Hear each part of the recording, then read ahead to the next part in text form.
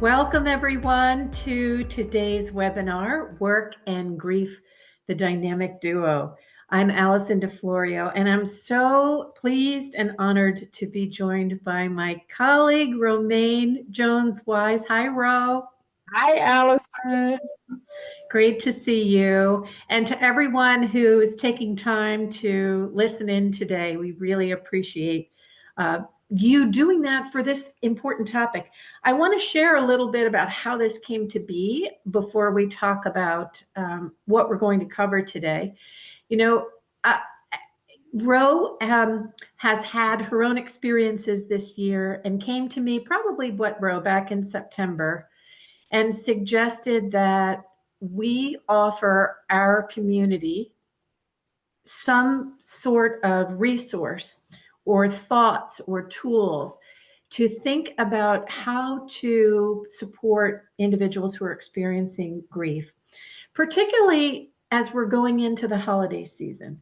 So we know that anytime someone is experiencing grief, it can be challenging. But as we get into the holiday season, we know that that can be a particularly difficult time. So I want to thank Ro for bringing this to our community, and look forward to talking through having a conversation with her today. Before we get started, just a couple of housekeeping tips. Your phones will be muted, but your questions are really important to us. So as you have questions, please feel free to type them in, and Ro and I will do our best to address those. Certainly, if we're not able to address them on this call, both of us would be available after this call to address them. This is being recorded, and we will send out a link to the presentation following this session. But with that, Ro, do you want to go to the next slide, please? I know that many of you are probably return visitors to Exude webinars, but for those of you who may be new to us, I'm Allison DeFlorio, co-founder and managing partner of Exude Human Capital. I work with our clients and our consultants to make sure that they have the resources that they need for whatever engagement we're working with them on. Those of you that are familiar with Exude Human Capital know that we have three practice areas. We have our human resources practice, which Ro works very closely in, where we work with organizations across all sectors to help them create the right infrastructure and deliver the kind of experience that help their employees thrive.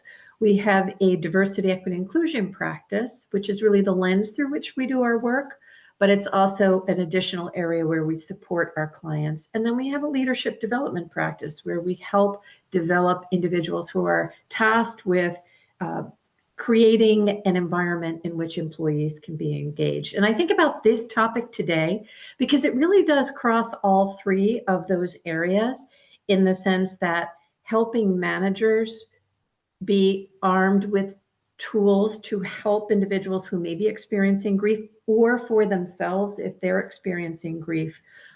We hope that you find some helpful tips that can help them navigate that. And with that, I'd like Ro to share a bit about your background, Ro, because really you play in all three of those practice areas. I do. Good morning, everyone. My name is Romaine Jones-Wise. I have the pleasure of working at Exude as a senior consultant for about the last 2.5 years, but I come with a 20+ year career in human resources. So I really enjoy engaging with our clients at that intersectionality of human resources through the lens of diversity, equity, inclusion, accessibility, justice, all of those things, and developing leadership and leadership skills. And I'm really grateful to be able to have this conversation this morning, and that, Allison, you were so open and receptive to this idea. So I am looking forward to sharing this morning with everyone. Wonderful. Let's share our agenda for how we're going to guide this conversation. Again, as we go through this, please feel free to share your questions. We want to talk about what grief actually is, the different types of grief, how it can impact performance, how you can support individuals who are returning from a grief journey, and help the individuals and help those around the individuals in creating that environment that is extremely supportive. So with that, Ro, I want to set a little bit of context here. And I think this is important as we talk about this topic. You can go to the next slide, please. Mm-hmm. So over close to 60% of Americans, this is from a recent survey, report that they are grieving the loss of someone close to them within the past 3 years. So that's 60%. That's every other person you're seeing, essentially. And think about that in the workplace. This same study also shared that about 10 to 15% of the population may have a severe reaction to grief. So everybody feels grief, and certainly how it may be experienced can be different. But if we think about that, 10 to 15% of people are really, really feeling the strong impact. Experts say that the grief process can run anywhere from a year to 3 years. So it doesn't mean it would be the same that entire time, but think about that time span as it may relate to somebody you work with who's experiencing grief. And the average employer bereavement policy is 3 to 5 days. And most of the policies that we see, well, they have expanded, I have to say, not just immediate family, but many of them have immediate family and then some other people. But we certainly grieve for those closest to us, and those may not necessarily be immediate family members. So with that in the back of our minds, Ro, can you take us through, Sure. What we're going to learn today, and then I'm having mouse issues today. Everyone. So today we're really just going to unpack how grief is imparted into the full employee experience, the employee wellness, that holistic work-life balance, and understanding that with all the different types of grief, there are different responses that individuals have. Some of them based off of culture, some of them based off of personal preferences, and just really understanding that grief looks different for everybody. It's something that we're all going to encounter at some point. Someone shared in the chat too that you can experience grief through divorce, and thank you for sharing that. That's absolutely true. So as we think about that term and we talk about loss, think about that expanded loss, right? As we think about grief. So do you want to get into the definitions of yeah. what? Yes, okay. Please. So as our colleague on the line stated, grief is the anguish, and that is a very intense word. It's an anguish experience after significant loss. A lot of times we equate grief to death. However, grief can manifest in several different ways. The divorce, the loss of a job, where there is a significant portion of our identity that is now taken from us. And the fact that grief has significant both physical and emotional responses to the body. And I've learned this year that there are a lot of things that happen when we go through a grief journey in terms of how we are interpreting information, processing information, engaging with people, and just really processing all of those different emotional responses. If I can, I'll just share my background story and how this all came to part, if that's all right now. Allison, is that good? Of course. So 2023 has created some significant loss for me personally. My mother passed away on March 6th of this year after a very abbreviated health challenge. It was very abrupt. We found out she was ill the day after Christmas, and she passed away on March 6th, so about a 9-week span. On August 2nd, my husband passed away after years of ongoing medical challenges due to an underlying health condition. And it was just, overwhelming to have to lose two such significant people in my world, and then trying to figure out what life looked like for me outside of being that daughter and that wife and that caregiver for both of them. So this is where this conversation stems from, as I am working through the grief journey right now, and thought it would be very helpful for other individuals to hear this information and to be very open and candid with my colleagues about what I was experiencing, how they could support, because a lot of times when you're going through a grief journey, people are always open and willing to help. And the challenge for the person who is on the journey is sometimes we're not even sure how to articulate what our needs are or what that looks like in the moment. So sometimes we isolate and kind of go through the journey alone. But this is designed to give resources not only for the managers that are supporting individuals, but for the employees that are going through the grief journey as well, and how to articulate and expectations and where there needs to be realignment. So And thank you for sharing that, Ro, and also for educating us through the process too, and then for your willingness to be able to share this with our clients and the other businesses in our community. I'm a firm believer we all go through things not just for ourselves, but to be a help to other people along their journey. So let's talk about the different types of grief, because they can range. And this is an abbreviated list. There are, I believe, a total of 12, but I captured some of the ones that were most impactful.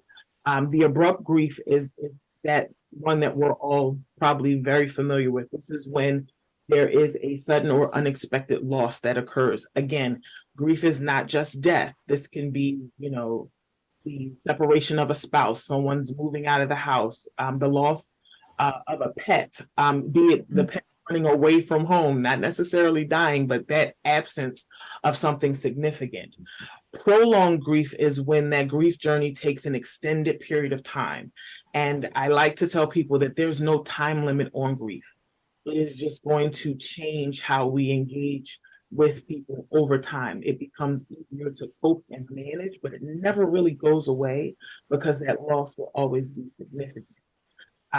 Prolonged grief, there's actually a psychological diagnosis that can happen after a certain period of time, and this is also known as complicated grief. So this is that ongoing journey.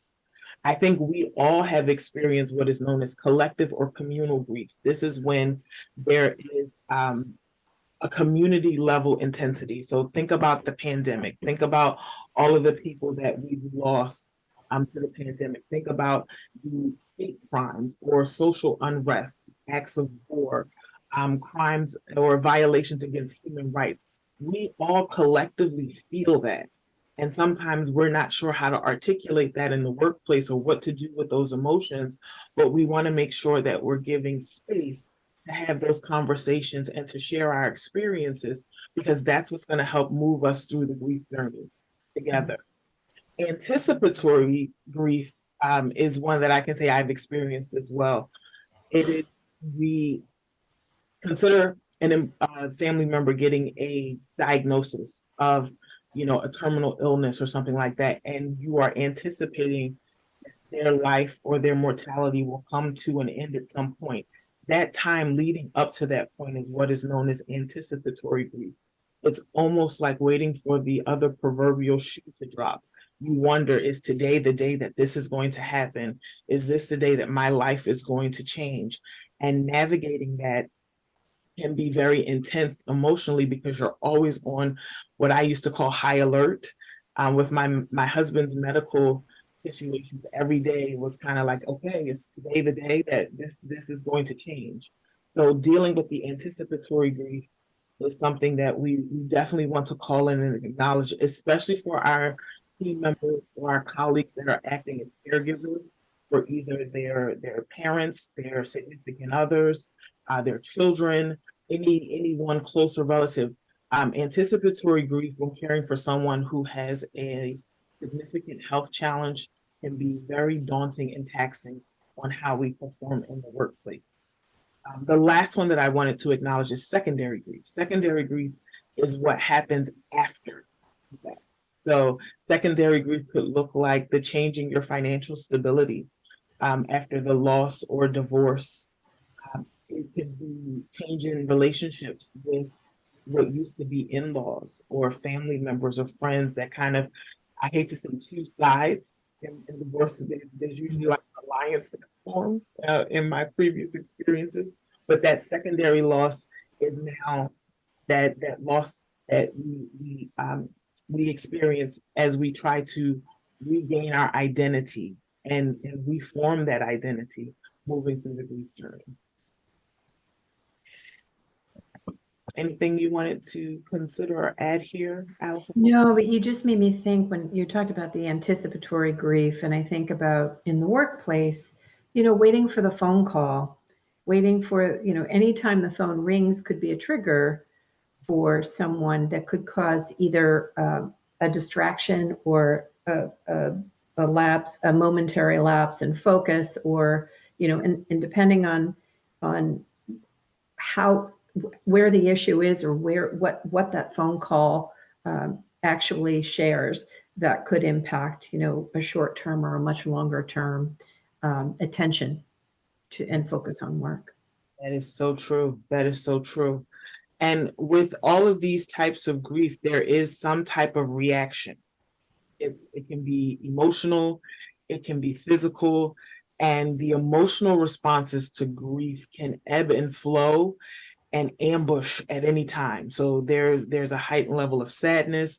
To your point, Allison, that anxiety, especially in that anticipatory grief phase of kind of waiting for what's next.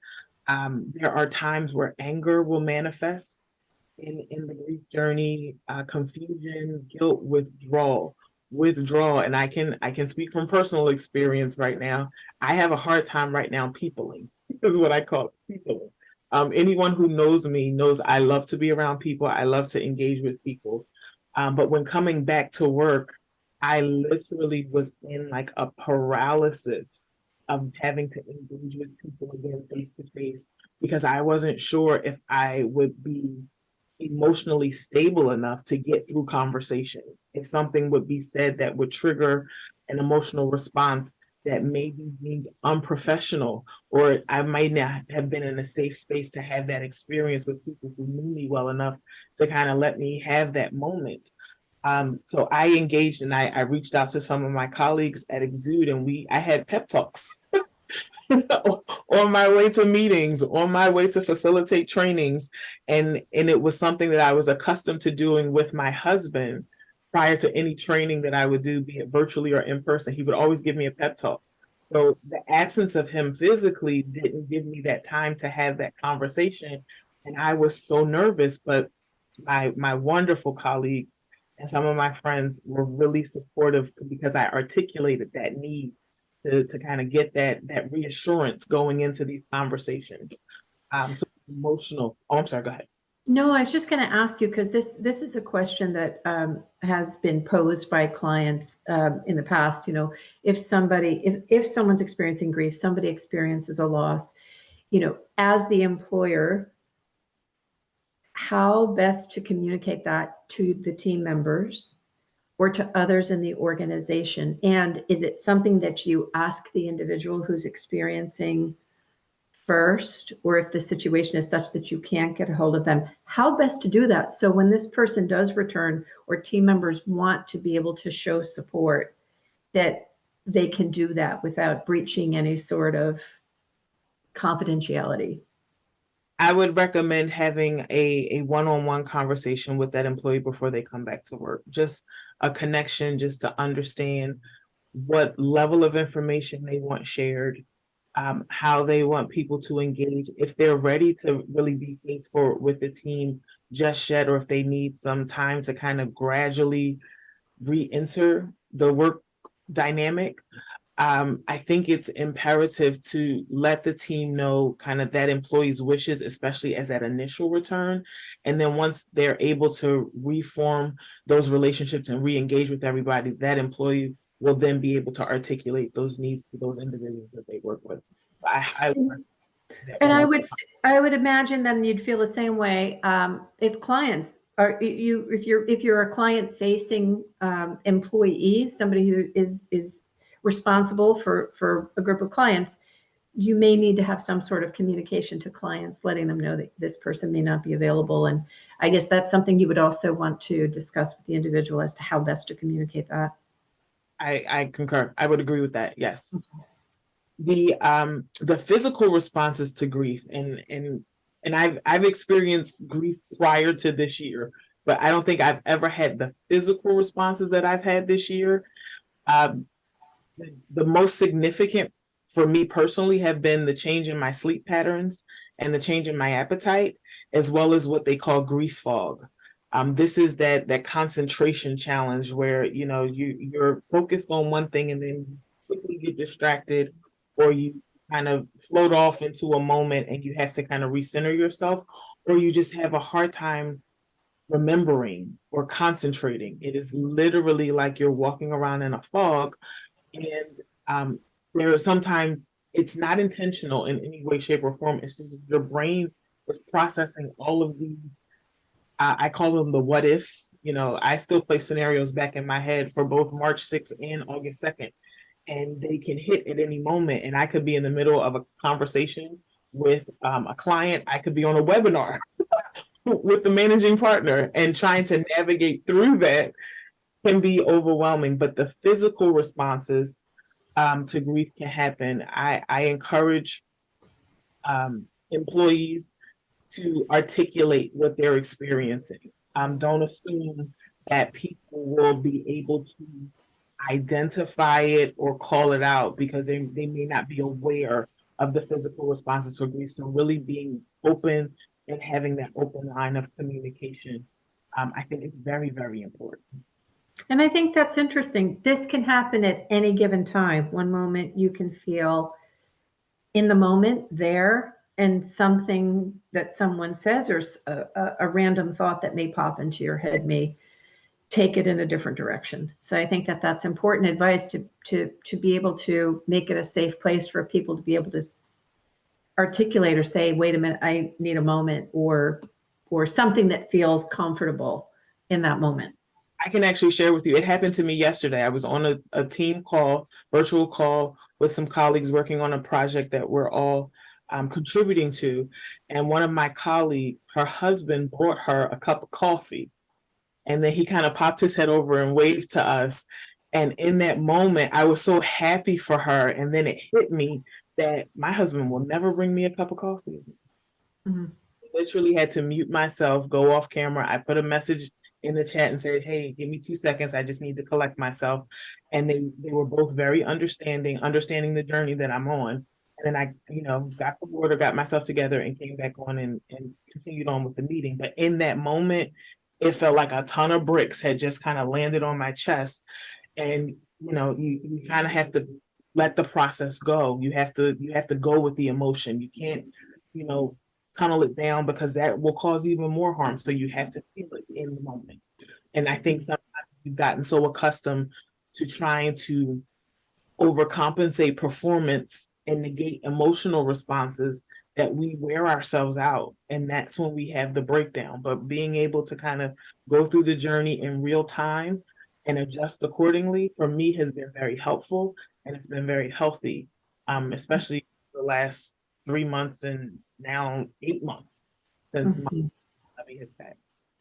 And you framed this talking about healthy grief, like and you've used that term a number of times.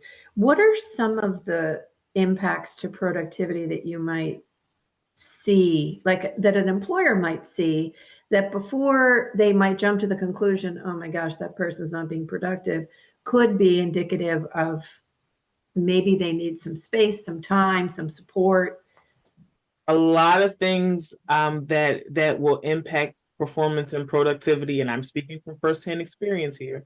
There may be a significant increase in errors and forgetfulness, unintentional, but trying to manage all of that. And think about the physical components of grief: the lack of sleep, the change in appetites.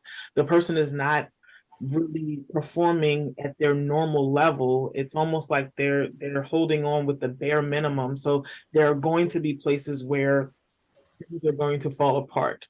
And it's not it's not because that's what the person desires. It's that they're just really trying to get through this time in this season. And it really is. I spent a lot of time when I first got back apologizing to my colleagues because I missed deadlines or I forgot to do something that I was normally doing on a routine basis.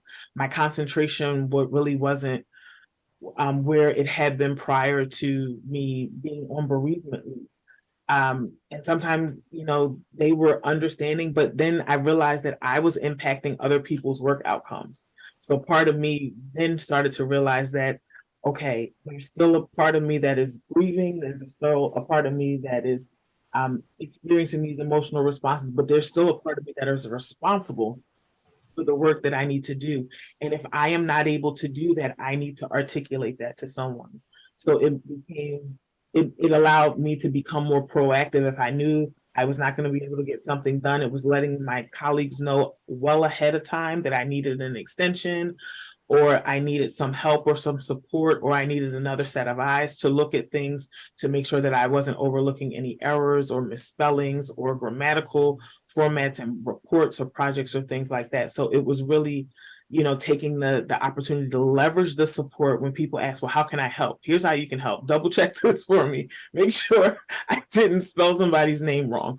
But the performance and productivity, I encourage managers, if you see a change, have a one-on-one, have a conversation before we jump to a conclusion, because there literally is an impact that grief will have on how we are processing information, delivering deliverables, delivering results, and meeting deadlines. Yeah, and I think that's a great tip for managers to have the one-on-ones. What are some other tips that you might share for managers as to what they can do to be supportive? My first tip will be to managers to avoid trying to fix the employee. This is not something that is fixable. Grief is a journey. It is going to have to happen. Being supportive, being available, being present is the most valuable thing that you can offer an employee on a grief journey. Being able to be reachable for a one-on-one conversation that's not always scheduled. If they need to reach out via phone or text, if you're in a virtual team, popping on Teams to have a conversation. It's nice to know that someone is there in those moments where the emotional response is heightened and you're not sure how to navigate through that. Just having someone there that you trust, that can help advise you, but it is not going to minimize or try to fix your grief. That is very helpful. Other things that I would recommend is offering resources to assist. If your company has an employee assistance program, leveraging that for grief counseling or ongoing support.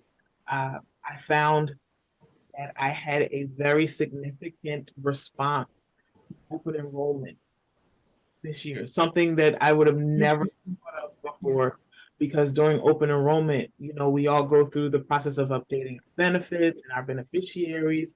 And I got to the screen for updating my emergency contacts, and both my emergency contacts were my husband and my mother. And in that moment, it was just like, oh. So These moments can just happen. It's you can't really predict, right, when it's going to happen. Can't predict them. There are certain things that we feel that are going to be triggers, holidays, anniversary of the date that someone either passed away or the date of a divorce decree becoming final. Birth dates can be triggers.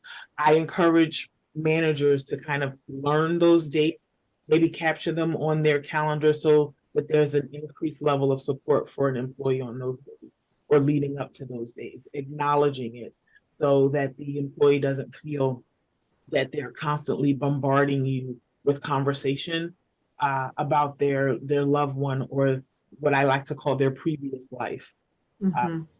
And then just making sure that there's a space to share that in a comfortable amount of time. Being flexible with scheduling and deadlines. Exude, and I'm just gonna say, Exude has been amazing with my return to work, the scheduling, deadlines, working an asynchronous work schedule because my sleep pattern had been so off. My direct supervisor has been very encouraging. If you feel like you need to take a minute, take the minute and get the work done later on in the evening. If it's not a forward-facing conversation, adjust as you need to adjust. Just make sure you get it done by the deadline.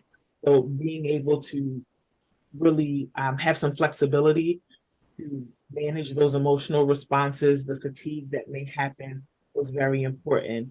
And then the final tip I have for managers is make sure that you, the manager, take time to replenish yourself, because supporting an employee on a grief journey can be very taxing on you. It can cause fatigue in you because you want to be there to be emotionally supportive. You're almost kind of mirroring the emotional response, and you can connect with people, which may trigger things within you that you, although you may not currently be on an active grief journey, that you have experienced. It could remind you of something else in the past. So making sure you take time to replenish yourself, to promote self-wellness, and that way you're able to support going forward. Yeah, and I would just also add in there, we talked earlier about there's a bereavement policy in your organizations. You probably all have something there, but you also have leaves of absence. You also have other ways that you can support someone. And even upon their return, thinking creatively about scheduling.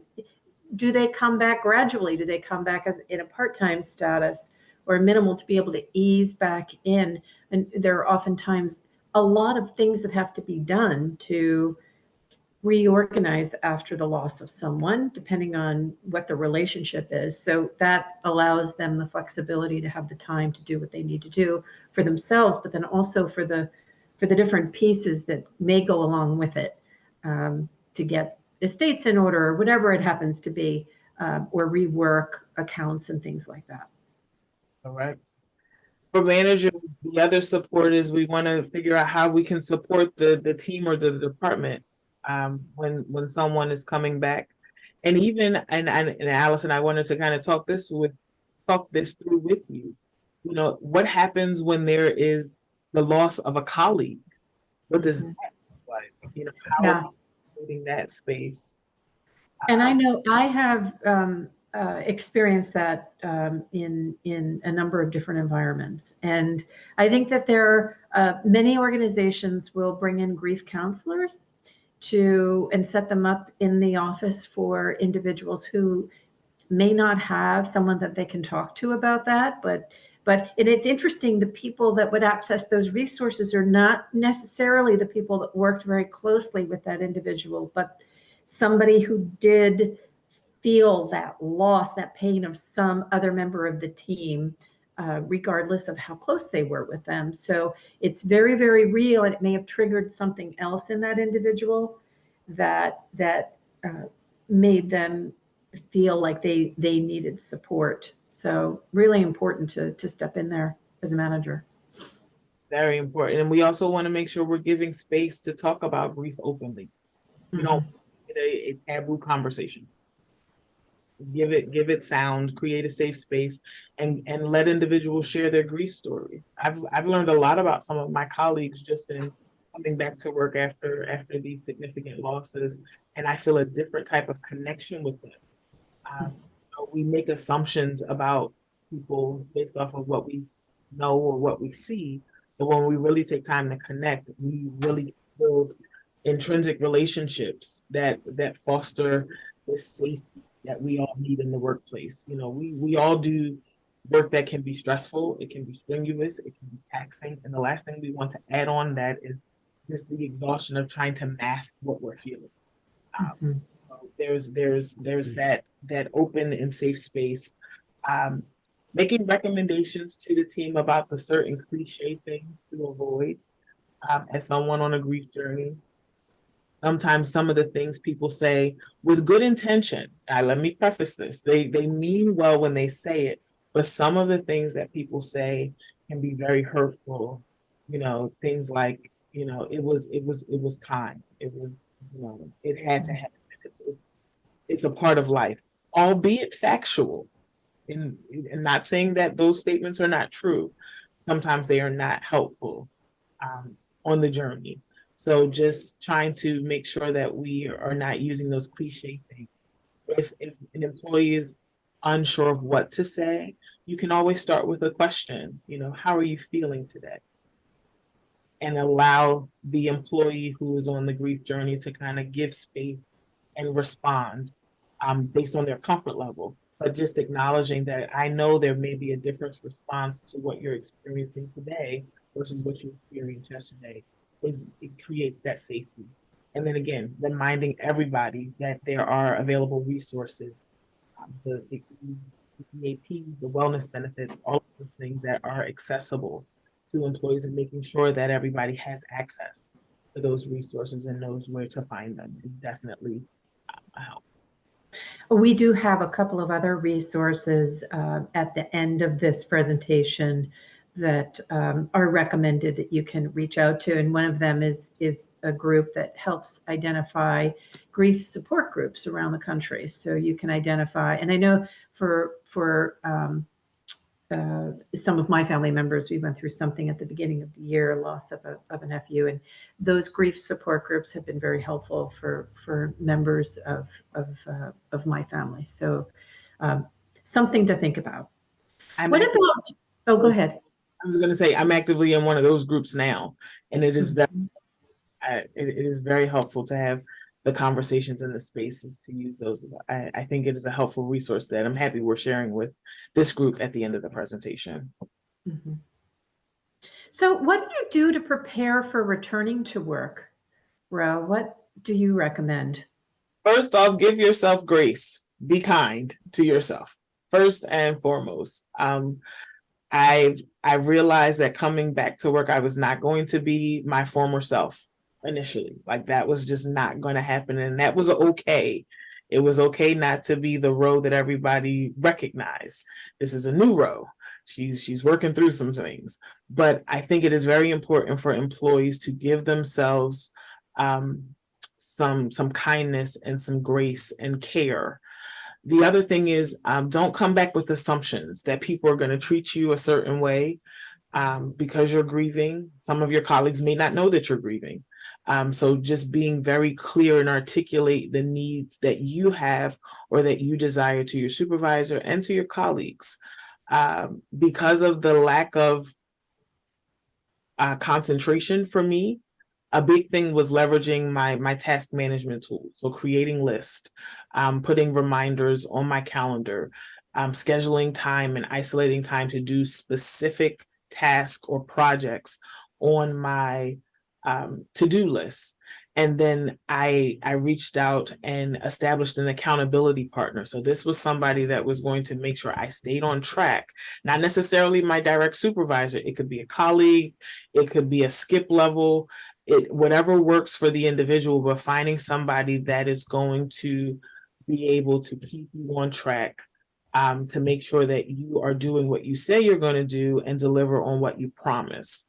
Allison, you pointed out, returning to work gradually. It doesn't have to be a all right back in 40 hours a week.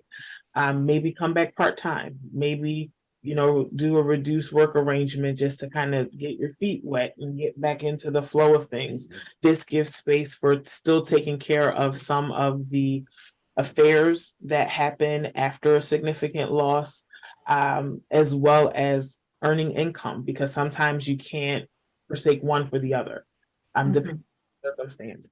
And then it is about having a plan for those emotional ambushes.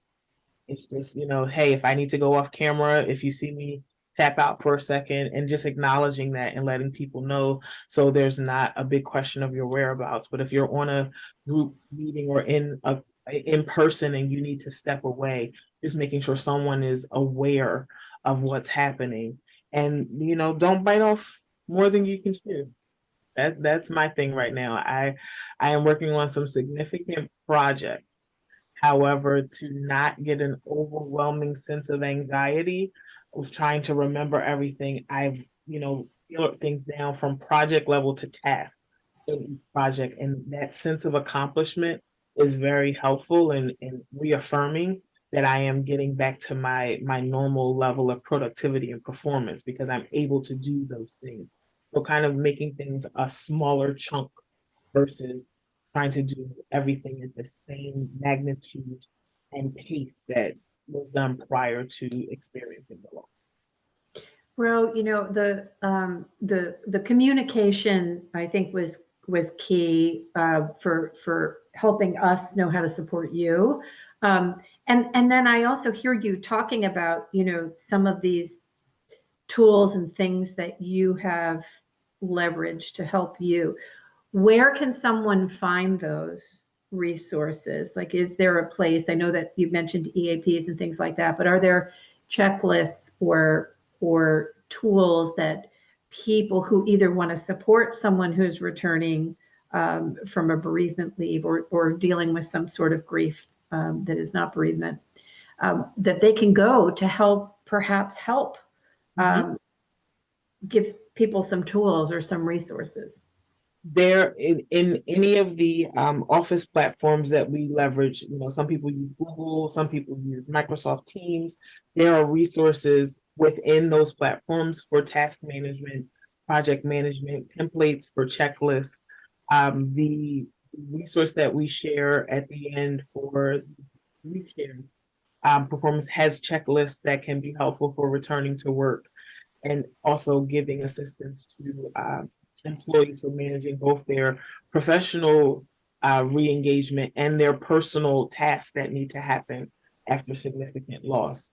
The 15-5, I think, is one of my favorite tools that I've used throughout my career, but right now it's one of my go-tos because it helps me prioritize work and I send it to my supervisor, and then she'll review it to make sure that my priorities align with the priorities that the organization has. So if I need to pivot or adjust, we can have that conversation. Can you talk through what the 15-5 is? Sure. A 15-5 is a task management list that lists goals and achieved outcomes for a set period of time. I do mine weekly, where you list all of the things that you've accomplished and then you map out your plan of action for the following week. It should take 15 minutes to capture all of that and 5 minutes for your supervisor to read. So that's the name 15-5.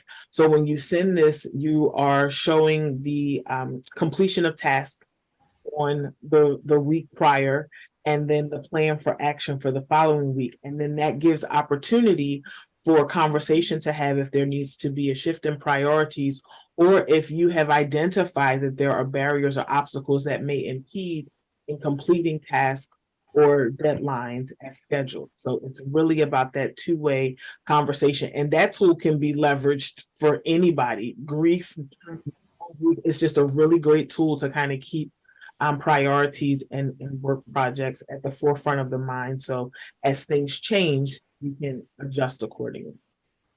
And I think that that's important for everyone is to you were very self-sufficient. You came with resources. You identified resources to help you reboard into the workplace.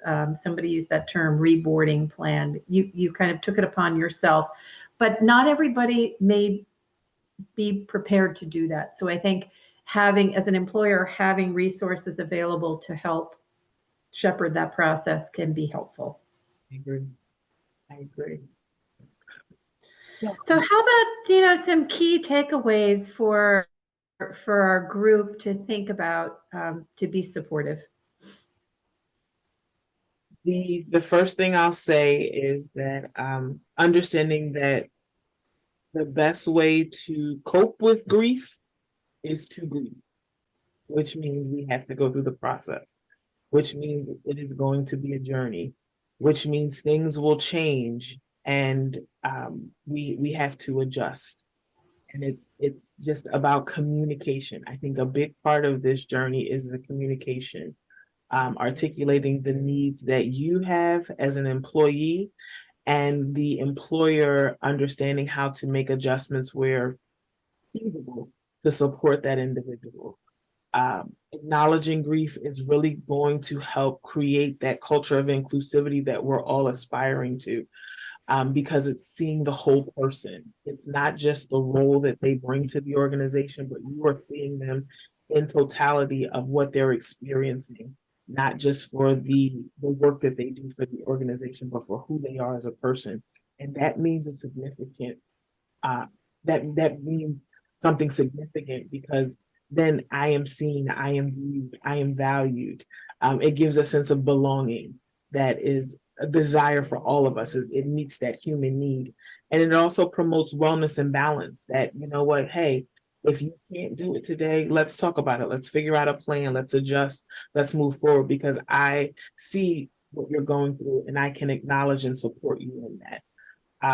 Understanding that grief is going to have both physical and emotional reactions. It's going to impact productivity and performance. As hard as an individual may try to mitigate those changes, it's going to happen just because of the physical and emotional response that happens during this journey. Um, I wish I could turn off my emotional responses sometime, but as a human being, I'm not able to do that. And I don't think it's fair to ask somebody to turn off their emotional responses when they're going through such a significant time in their life, to be able to be there, to be supportive and acknowledging what they're experiencing. Yeah, and I think everyone can agree that today's the line between work and life is completely blended now, given what happened with the pandemic and the fact that so many people work from home or worked from home. And even if you're back in the workplace, it's no longer leave it at the door and, turn on the smiley face and walk in. People are people, they're humans, and how they show up matters. And making sure that as a manager, you are aware of that. And you're not a psychologist, you don't have to be, but you can be kind. You can, to your point, Ro, I said, how are you doing today, or how are you feeling, or how can I help? Those are very simple ways to engage with someone through the period of time that they need that engagement. I want to welcome the group to ask any questions. And I also want to share a comment that I don't think we shared. Someone spoke about, uh, losing a parent to dementia and the process. And I'm sure everyone on the call knows somebody who may be dealing with that. And that can be really, really hard for someone who is the caregiver as well as the employee. But does anyone have any questions for Ro, or about what are some of the things you can do? And Ro, if you want to put up that last slide, which is with regards to the resources that are available. This certainly have your EAPs. This grief recovery hotline is a 24/7 manned national service that can be available for anyone who just wants to talk to someone. And then this griefshare.org has a number of resources available for individuals and for employers to be able to be prepared. But this also gives access to, by zip code, different grief groups that you may find helpful. So I think that if you can share these resources, or even have them in wherever you store all your well-being information, that can be helpful for someone who is maybe helping someone in their world through a period of grief. Ro, any final thoughts on this topic? Just to trust the process, and to thank you for the space to share this. I'm hopeful that this content was helpful for some other individuals, and it is actually it helps bring purpose to all of this for me as an individual, that I can share my story and really share in a safe space, what my personal experience has been, to help somebody else. So that is a big part of my grief experiences. How can I use this purposefully to help somebody else? So I want to thank you for the space to do this today and the willingness to partner with me on this. So I thank you. So we do have a couple questions here. How do you support the employee when their manager or other employees are not as supportive?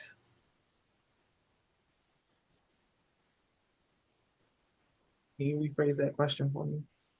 How do you recommend, or oops, let me see, how do you support the employee when their manager or other employees are not as supportive? So I understand that to be, you have a team member and the team member does not believe that the manager is being supportive or other team members are being supportive.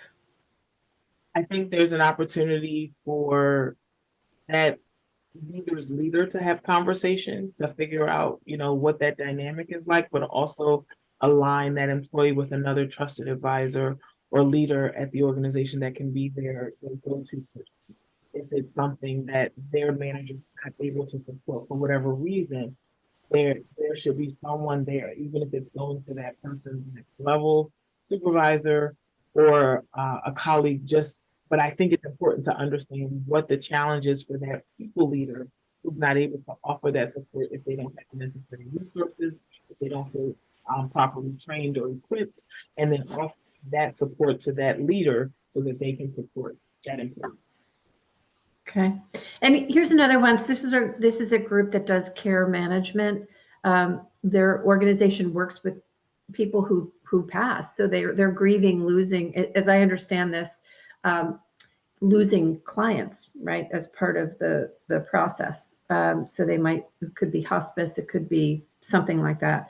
How do you support those who are grieving the loss of those they work with? I think it's that same dynamic of giving space to share the emotional responses, to allow them to vent and articulate what their individual experiences are, be it in a communal conversation as a group or as a one-on-one. I think it's helpful because when we don't articulate what we're experiencing and we compress it, it really will eventually explode. So giving space to vent that on an ongoing basis as necessary, and not making people feel that they are in the wrong for wanting to talk about grief or the person that has passed or the colleague that has passed, but giving opportunity to share their experiences. Yeah, and actually, some organizations that we work with that do provide care management for in the medical space actually have, they don't call them safe rooms, but they're almost like meditation rooms that actually give them a quiet space to go to if they need to take a breather in physical space. Ro gave some examples on, kind of remote space breathers going off camera and things like that. How do you, let's see, how do you recommend we communicate the loss of colleagues' loved one with the rest of the team? Mm. There's definitely, after the passing of a employee's loved one, you definitely want to connect with that employee before sharing information. Because what I found is that colleagues will want to reach out, and sometimes that employee may not be ready to receive that influx of phone calls and visits and things like that. So I would recommend having that one-on-one conversation to get clarity from the employee who has lost a loved one, what information they want shared, what time is best to reach out, kind of what the boundaries or parameters that they want around the acknowledgement of the loss of their loved one, and then if they're comfortable asking for, service information, and if they want to receive visitors, if colleagues are welcome to, come and pay respects, just making sure that they are fully uh, aware and you ask for the necessary permission from that employee. You don't want to overstep. So I think engaging with the employee is very important. I'd also add, Ro, in your case, a number of your clients reached out to me directly asking that they wanted to support in some way. They wanted to reach out, and I checked with you because I wasn't sure, as I certainly wouldn't want to give someone's personal information out, but clients care deeply and wanted to do something to share their their condolences and their support for you. So again, asking the individual permission, I think, is helpful in this sense. It's interesting. There's a comment about, and this can be difficult when you have to balance the employee need with the business needs of the organization. So that is a reality.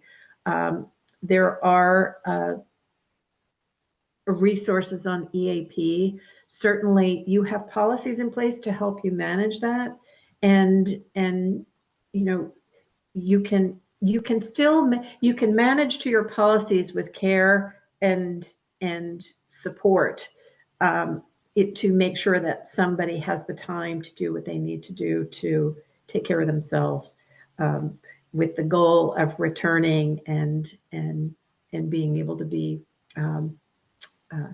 supported along the way. So I want to sincerely thank you, Ro, for bringing this topic to our community, for having the courage and the desire to speak about your own personal experience, because I know that it is a journey. And I appreciate the insights that you've shared with our team at Exude, and certainly here with our group today. For all of you listening, we hope that you found this conversation of value. Again, we will be sending the recording out after this session. So please share with others who perhaps were not able to attend today, that for whom you think this might be helpful. So on behalf of Ro and myself and everyone at Exude, we want to thank you for joining, and we hope to see you on future webinars. Thank you, everyone. Thank you.